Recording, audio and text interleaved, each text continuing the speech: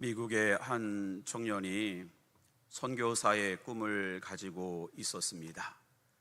그래서 신학 과정을 다 마치고 선교사 시험에 지원해서 좋은 성적으로 합격을 했습니다.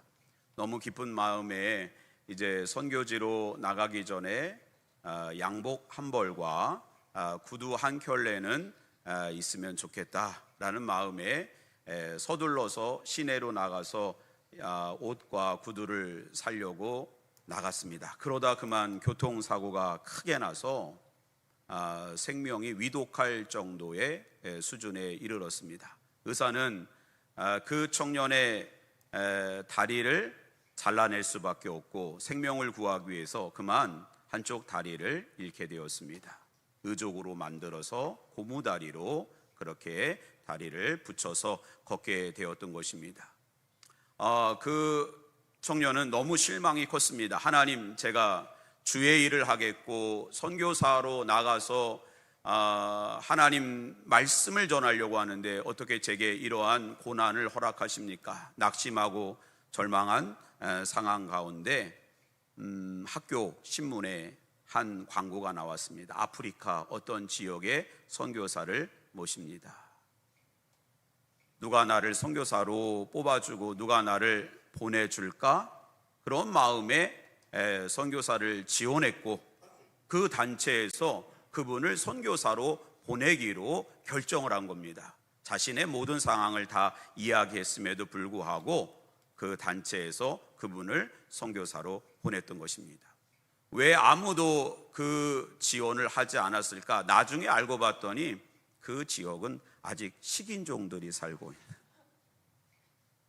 그래서 선교사님이 그곳에 가서 복음을 전하다가 식인종들이 거주하는 마을에 당도하게 되었고 그날 식인종들은 별미가 나타났구나.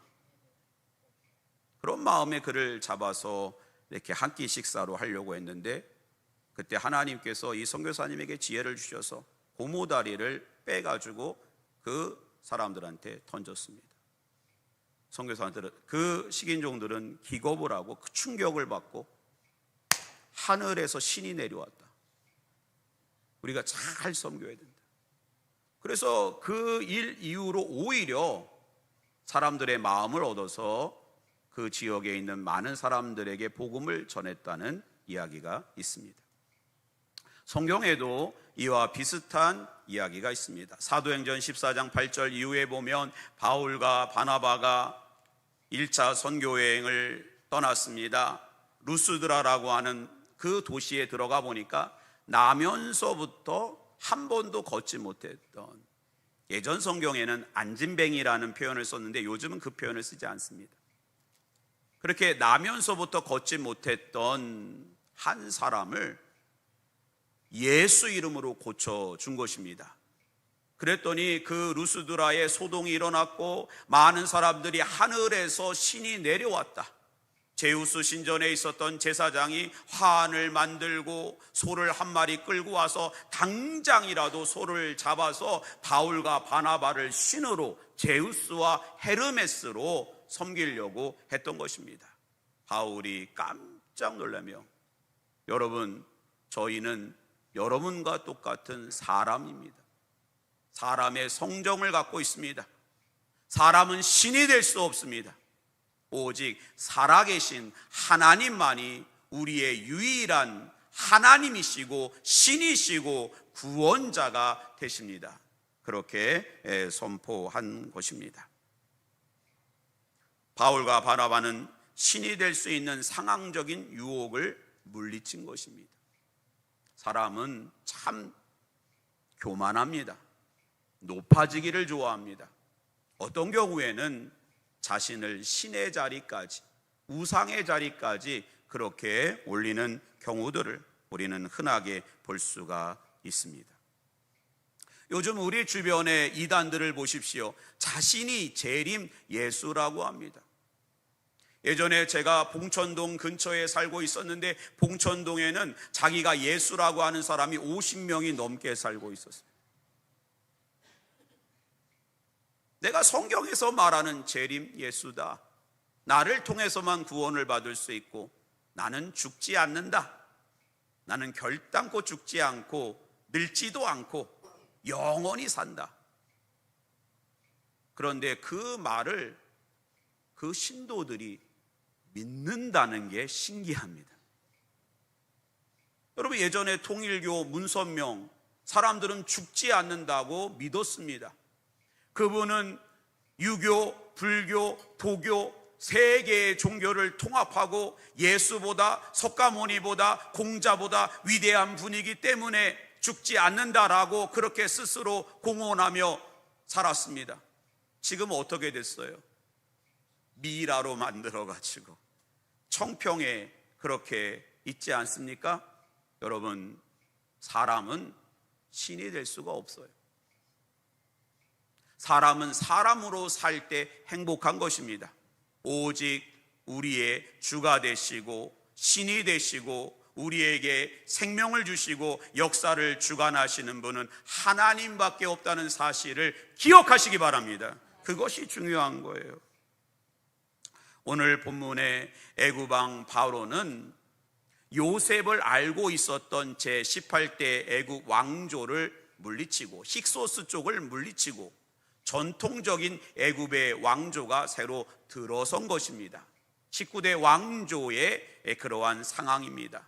그 바로는 어렵게 다시 권력을 되찾았고 자신의 그러한 세력을 견고히 하기 위하여 절대 왕정을 중심으로 자신의 세력을 중심으로 스스로 높아지려고 했던 것입니다. 심지어 어디까지 올라갔는가? 심지어 자신을 신의 자리, 우상의 자리까지도 자신을 올렸던 것입니다. 스스로 자신은 신이라고 믿었고 애굽에 있는 모든 사람들에게 신으로 대접받기를 원했던 것입니다. 우리는 우상 숭배를 잘 분별해 내야 되는 것입니다. 사람들을 보십시오. 처음부터 자신을 신이라고 이야기하지 않습니다. 처음에는 아주 오래된 나무나 아주 큰 그러한 고목을 신이라고 그렇게 섬깁니다. 그래서 거기에 갔다가 막 천으로 장식을 하고 또 무당들은 갔다가 거기서 구슬하고 우리 마을을 지켜주는 나무다 해가지고 만약에 누가 그 나무까지라도 꺾으면 어떻게 됩니까? 큰일 납니다. 저주를 받을 거다. 또 기괴하게 보이는 어떤 이상하게 무엇을 닮은 뭐를요? 바위를 신이라고 섬깁니다. 얼마 전에 우리 제1남성교회에서 저 좋은 선녀풍이라고 여러분도 한번 가보세요. 물회집 잘하는데 거기 가보니까 선녀 바위가 있더라고요. 그래서 우리 집사님들이 거기 장로님들하고 가서 사진을 멋있게 찍었는데 어떤 이상하게 그 중복을 입은 사람이 와가지고 거기는 사진 찍는 데가 아니라고. 그럼 뭐 하는 데입니까? 제사 드리는 곳이라. 그 선녀바위라고 선녀바위라고 그렇게 섬겨요. 어떤 사람은 해를 섬기고 달을 섬기고 별을 섬기고 가축을 섬기고 심지어 곤충을 신으로 섬기기도 합니다. 그러다가 생각하는 것입니다. 야, 이 세상에 존재하는 모든 만물들은 다 신이 될 수 있으니 이제는 우리도 신이 될 수 있는 거 아니냐? 사람도 신이 될 수 있는 것이 아니냐? 이런 교만한 생각을 갖게 되는 것입니다. 특별히 절대 권력은 가진 자들은 스스로 신이 되기를 자처합니다. 로마 황제가 그랬고 오늘 본문의 바로가 그런 생각을 했던 것입니다. 오늘 본문에서 하나님은 바로의 마음을 완악하게 하시고 하나님의 말씀에 순종하지 않는 바로와 애굽 땅에 10가지 재앙을 내리셨습니다. 10가지 재앙을 살펴보면 하나님께서 자연 재앙을 통해서 애굽 땅을 심판하셨다라고 이해할 수 있을 것입니다. 그러나 더 깊숙이 들어가 보면 애굽의 10가지 우상을 심판하신 거예요. 애굽 사람들은 나일강을 신호로 섬겼습니다. 왜냐하면 나일강이 그들의 젖줄이었기 때문에 나일강이 없으면 애굽의 이집트 문명도 발원하지 않았기에 애굽에서 나일강은 그들에게 있어서 정말 중요한 신과 같은, 아니 신으로 하피라고 하는 신을 섬겼고, 하나님은 나일강을 피로 물들게 해서 아무것도 아니다, 하나님 앞에 이것은 우상이다 라고 가르쳐 준 것입니다. 심지어 개구리가 알을 많이 낳는 모습을 통해서 개구리를 잘 섬기면 자녀의 복을 줄 것이다, 헤케트라고 하는 신을 섬겼습니다. 또 먼지 땅의 세트라고 하는 그 땅의 신을 섬겼고, 파리를 신으로 섬겨서 우아차트라고 하는 가축, 소, 암소와 황소, 핫솔과 아피스를 섬겼습니다. 독종, 이제 치료의 신이 있다고 세크메트라고 하는 신을 섬겼습니다. 하늘의 신 누트와 오시리스를 섬겼어요. 하나님은 하늘의 신 우박으로 내리면서 이 하늘은 하나님이 다스리는 피조물이라 가르쳐 주신 거예요. 또 세라피스라고 하는 농작물, 메뚜기를 다 보내서 농작물의 신을 하나님께서 심판하셨고, 나중에는 하늘을 흑암으로 다 가려가지고 이 태양을 섬기는, 라라고 하는 태양을 섬기는 그 우상을 심판하셨고, 마지막에는 바로 사람을 신으로 섬기는 그 우상을 하나님께서 철저하게 심판하신 것입니다.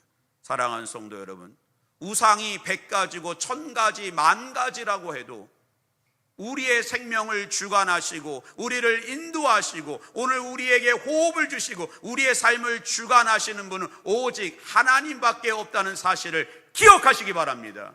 이것이 중요한 거예요. 살아계신 분은 하나님밖에 없습니다. 나머지는 그냥 돌이요, 바위요, 금속이요, 나무요, 해요, 달이요, 별이요, 하나님의 다스림 가운데 있는 것입니다. 10가지 재앙은 그 10가지 중에서 하나님은 10이라고 하는 숫자를 통해서 하나님의 심판은 완벽하다라는 것입니다. 그 심판이 지금 누구를 향하고 있습니까? 바로를 향하고 있습니다. 인간을 향하고 있습니다. 사실상 애굽에 있는 그러한 모든 피조물들은 하나님의 창조적인 명령을 받아서 열심히 개구리는 울었을 것이고, 또한 파리는 날아다니고 곤충들은 곤충의 삶을 살았고, 소는 열심히 땅을 갈며 또 열심히 그렇게 자신의 삶들을 영위해 나갔을 것입니다. 그들에겐 잘못이 없어요. 그들은 한 번도 자신을 신으로 섬겨달라고 하는 말한 적이 없습니다. 하나님 앞에 교만을 떤 적이 없습니다. 그러나 문제는 누굽니까? 사람이 문제입니다. 인간이 문제입니다. 바로가 문제인 거예요.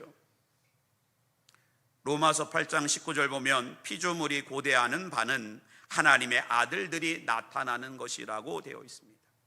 피조물들이, 이 자연, 우주 만물의 모든 만물들이 뭐라고 하냐 하면, 우리는 하나님의 말씀에 순종해서 우리는 잘 살 테니까 너희가 정말 하나님 앞에 하나님의 아들들처럼, 하나님의 자녀처럼, 하나님의 백성답게 너희만 정말 하나님 잘 찾고 예배드리고 하나님을 구하고 신앙생활을 잘하면 좋겠다라고 우리에게 요구하고 있는 거예요. 근데 우리는 그것을 모르고 있는 것입니다. 얼마나 교만으로 이 땅을 오염시키고 죄악으로 하나님 앞에 하나님의 마음을 아프게 하는지 모릅니다. 여러분, 오늘 본문에 있는 바로의 이야기는 다른 사람의 이야기가 아니라 바로 우리의 이야기입니다. 우리는 얼마든지 제2, 제3의 바로가 될 수 있습니다. 얼마든지 우리 스스로가 은근슬쩍 우리 자신을 높이고 교만해서 그 교만의 끝이 바벨탑처럼 하나님의 자리까지도 넘보는 아담처럼 이제는 하나님처럼 눈이 밝아져서 뭐 하나님처럼 그렇게 밝아질 이유가 어디에 있습니까? 하나님의 자리까지도 올라가는 그 교만이 얼마든지 우리 마음을 흔들 때가 많이 있습니다. 하나님 앞에 겸손하며 하나님의 말씀에 귀를 기울이며 하나님께서 원하는 그러한 창조 질서 가운데 하나님께 영광 돌리는 저와 여러분 되시기를 주님의 이름으로 축원드립니다. 우상 숭배를 우리 늘 경계하고 경계합니다. 신이 되려고 하는 그 교만을 우리는 물리쳐야 됩니다. 어떻게 해야 될까요? 1절 말씀 먼저 한번 같이 한번 읽어보겠습니다. 시작. 여호와께서 모세에게 이르시기를 내가 이제 한 가지 재앙을 바로와 애굽에 내린 후에야 그가 너희를 여기서 내보내니라. 그가 너희를 내보낼 때에는 여기서 반드시 다 쫓아내리니. 10가지 재앙 중에 가장 마지막 재앙은 바로의 장자를 죽이시고 애굽의 모든 장자를 멸하시고 생축, 가축의 첫 번째 난 초태생들도 다 죽이는 것입니다. 한마디로 사람을 심판하시고 애굽의 미래를 심판하시고 애굽의 중심을 하나님께서 그 우상을 심판하시는 것입니다. 여러분, 우상 숭배는 다른 것이 아니라 자기 자신을 섬기는 거예요. 그럼 가만히 가슴에 손을 얹고 생각해 보세요. 나는 과연 누구를 섬기고 있는가? 우상 숭배는 자기 자신을 섬기는 거고요. 보네포라고 하는 신학자는 위선적인 사랑의 궁극적인 목표는 자기 자신이다. 한마디로 우상 숭배는 자기 자신을 사랑하고 자기 자신을 섬기는 것이 우상 숭배라는 것입니다. 여러분, 정말 경계해야 할 것은 우리가 섬겨야 되고 사랑해야 되고 우리가 영광을 돌려야 되는 것은 오직 하나님이심을 기억하시기 바랍니다. 하나님 우리에게 모든 것을 다 주셨어요. 호흡을 주시고 생명을 주시고 우리에게 그 죄사함의 권세를 주시고 예수 그리스도를 주시고 부활의 소망을 주시고 하나님 나라를 주셨고 모든 것을 주셨고 오늘도 아버지 하나님 부를 때에 우리에게 응답하시는 그 하나님의 은혜에 우리는 제대로 응답해야 되는 것입니다. 그러므로 우리 자신을 섬기는 것이 아니라 우리 사랑의 방향을 하나님께 이웃을 향하여 감사의 마음으로 우리가 하나님을 바라봐야 될 줄 믿습니다. 여러분, 하나님께서 여러분을 조금 높이셨다고 교만해서는 안 돼요. 조금 예전보다 생활의 형편이 좋아졌다고 교만하면 안 됩니다. 조금 더 배웠다고, 조금 더 경험했다고, 조금 더 연배가 들었다고 하나님 앞에 교만할 것이 없습니다. 더 낮아질 때 하나님이 여러분을 높이실 줄 믿습니다. 사도행전 12장을 보면 헤롯이, 분봉왕 헤롯, 이 헤롯은 예수님이 태어났을 때에 어린 아기들을 죽이려고 했던 헤롯이 아니라 그의 손자 헤롯 아그리파 1세입니다. 그 역시 헤롯 그 할아버지처럼 간악하고 악독하고 사악했습니다.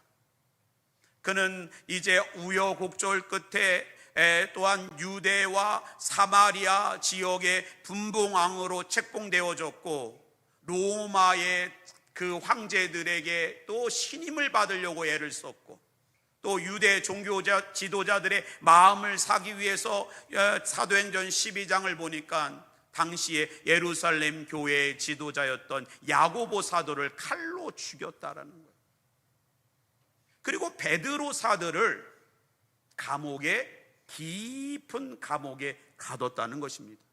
그러면 야고보 사도는 즉시 죽이고 베드로 사도는 왜 가두어 두었을까? 다 헤롯이 무엇인가는 연출하고 싶었던 것입니다. 그 할아버지 헤롯 때처럼 이제는 베드로를 무교절에 가두어 두었다가 이제는 모든 유대인들이 이스라엘 사람들이 예루살렘으로 몰려올 때 저 골고다에서 예수님을 죽인 것처럼 이제 베드로를 멋지게 죽여서 내가 유대인들의 마음을 한 번에 사겠다, 이러한 계획을 갖고 있었던 것입니다. 하나님은 그것을 간파하셨고 그 밤에 천사들을 보내서 베드로를 깨우고 옥중의 간수들을 재우고 베드로를 그 자리에서 꺼내서 이제 다시 복음을 전하게 한 것입니다. 헤롯의 모든 계획이 수포로 돌아갑니다. 부끄럽고 창피해서 헤롯은 이제 예루살렘을 떠나서 가이사랴로 올라갑니다. 그곳에는 로마의 총독부가 있었고 헤롯의 여름 별궁이 있었고 로마의 원형 경기장이 있었고 또한 이제는 전차를 갖다가 경주하는 그런 경주장도 있었고 여러 가지 작은 로마와 같은 그러한 시설들이 있었습니다. 어느 날 아침 헤롯은 왕복을 입고 원형 극장에 가서 단상에 올라가 사람들에게 연설을 합니다. 왕복에는 은으로 만든 비닐이 이렇게 붙어 있었고 동쪽에서 해가 떠오를 때 그 햇빛의 찬란함을 통해서 그가 마치 뭔가는 대단한 사람인 것처럼 번쩍번쩍 빛났습니다. 그가 외치는 한마디 한마디가 마이크 시스템도 갖추지 않았던 그 로마의 원형극장 저 끝자락까지 잘 전달됐습니다. 사람들은 그를 높이기 위해서 오늘 이 목소리는 사람의 목소리가 아니라 신의 목소리다. 우와! 그때 헤롯은 은근히 즐기면서 자기가 마치 뭔가 된 것처럼, 신이 된 것처럼 착각에 빠졌습니다. 그날 저녁에 하나님은 의사 누가를 통해서 아주 담백하게 표현합니다. 벌레가 나서 죽였다. 여러분, 우리는 신이 될 수 없습니다. 우리의 섬김은 오직 하나님을 향해야 되고 우리의 사랑의 방향은 오직 하나님을 향해야 될 줄 믿습니다. 하나님은 우리에게 모든 것을 내어주셨기에 우리는 겸손히 주일부터 시작입니다. 오늘 이번 주 한 주간 하나님만 경배하고 하나님만 높이고 하나님께만 영광 돌리는 저와 여러분 되시기를 주님의 이름으로 축원드립니다. 두 번째로 3절 말씀 같이 한번 읽어보겠습니다. 시작. 여호와께서 그 백성으로 애굽 사람의 은혜를 받게 하셨고 또 그 사람 모세는 애굽 땅에 있는 바로의 신하와 백성의 눈에 아주 위대하게 보였더라. 예전에 보면 이 표현은 하나님같이 보였다라는 거예요. 여러분, 모세와 바로의 차이점이 바로 여기에 있습니다. 바로는 스스로 자기가 신처럼 신의 자리에 자기가 대단한 존재인 것처럼 착각하고 살았지만 모세는 하나님께서 그를 하나님같이 높이셨다는 거예요. 그 이유가 어디에 있습니까? 모세는 항상 하나님의 마음을 품었습니다. 하나님의 말씀을 붙잡고 살았습니다. 그의 입에서 나오는 것은 오직 하나님의 말씀만 선포했던 것입니다. 여러분, 이것이 중요한 것입니다. 우리가 하나님의 뜻대로 하나님의 말씀에 귀를 기울이고 하나님의 마음을 품고 한 걸음 한 걸음 나아갈 때 우리가 낮아지고 또 낮아지고 싶어도 하나님은 우리 주변에 있는 모든 이 지경에 있는 사람들로부터 우리를 위대한 사람처럼 하나님이 우리를 높이실 줄 믿습니다. 이것이 중요한 거예요. 얼마나 모세가 위대하게 보였다면 바로의 신하들이 위대하게, 바로의 백성들이 그를 신처럼 그렇게 바라봤던 것입니다.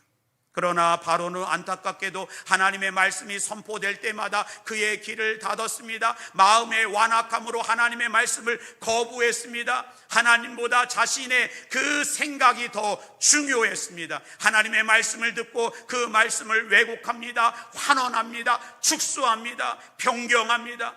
남자들명 가면 안 되겠느냐? 가축은 놔두고 가라. 멀리 가지 마라. 하나님의 말씀을 가볍게 여겼습니다. 결국 하나님의 심판을 피할 수가 없었던 것입니다.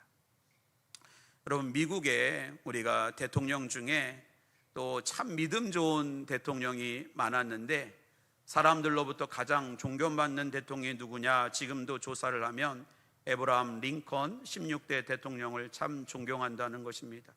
그래서 언젠가 저는 미국 사람들이 그들은 링컨을 얼마나 좋아하는지 링컨 브랜드의 차만 탄다, 그런 얘기를 들은 적도 있습니다. 근데 링컨이 왜 이토록 사람들로부터 존경을 받고 그가 정치를 잘했을까? 그의 기념관에 가면 성경이 이렇게 있는데 그 성경 중에도 시편을 얼마나 펼쳐서 봤는지 다른 부분보다 시편 성경 부분이 새까맣게 이렇게 되어 있다는 거예요.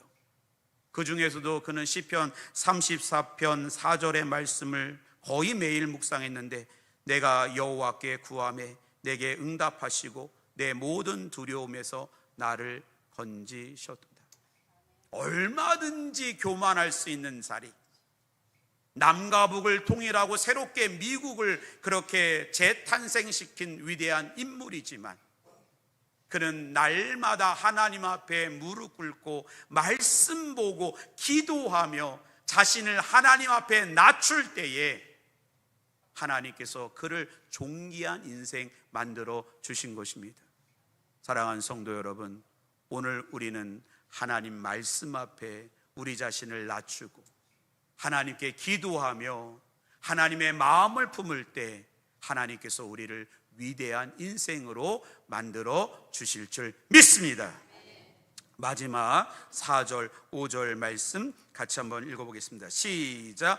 모세가 바로에게 이르되 여호와께서 이와 같이 말씀하시기를 밤중에 내가 애굽 가운데로 들어가리니 애굽 땅에 있는 모든 처음 난 것은 왕위에 앉아있는 바로의 장자로부터 맷돌 뒤에 있는 몸종의 장자와 모든 가축의 처음 난 것까지 죽으리니. 하나님께서 애굽 땅을 심판하는 모든 역사를 통해서 다시 한번 우리가 깨닫는 것은 이 모든 것이 하나님의 절대 주권 가운데 있다는 사실입니다. 하나님의 뜻대로, 하나님의 예정하신 대로, 하나님의 다스림과 통치 그 가운데로 다 모든 것이 이루어진다는 것입니다. 여러분은 그러므로 우리는 하나님의 하나님 되심을 증거하고 하나님이 우리 가운데 어떻게 말씀하시며 그 말씀에 순종하여 하나님의 뜻과 하나님의 나라가 우리의 삶과 우리의 교회와 이 나라 이 민족 가운데 흘러갈 수 있도록 우리는 그 하나님의 사명을, 말씀을 기억하며 순종해야 되는 것입니다. 여러분, 우상 숭배를 잘 보세요. 결국에는 인간을 섬기는 것입니다. 신은요, 내 소원을 들어주기 위해서 존재하는 어떤 하나의 대상인 거예요. 입시철이 되면 사람들이 절을 참 많이 찾아요. 절에 찾아가다가 엿을 갖다가 불상 갖다 붙이고 얘기하죠. 이번에 우리 아들 꼭 서울대 법대에 들어가야 됩니다. 이게 우상숭배예요. 여러분, 우리가 만나는, 우리가 바라보고 예배하는 하나님은요, 엿을 갖다 붙이는 하나님이 아니에요. 하나님 그리하지 아니하실지, 우리 아들이 재수를 할지라도 하나님의 선한 뜻 가운데 있음을 믿습니다. 하나님의 말씀과 뜻이 그대로 우리 가정에, 우리의 자녀들에게 이루어지기를 원합니다.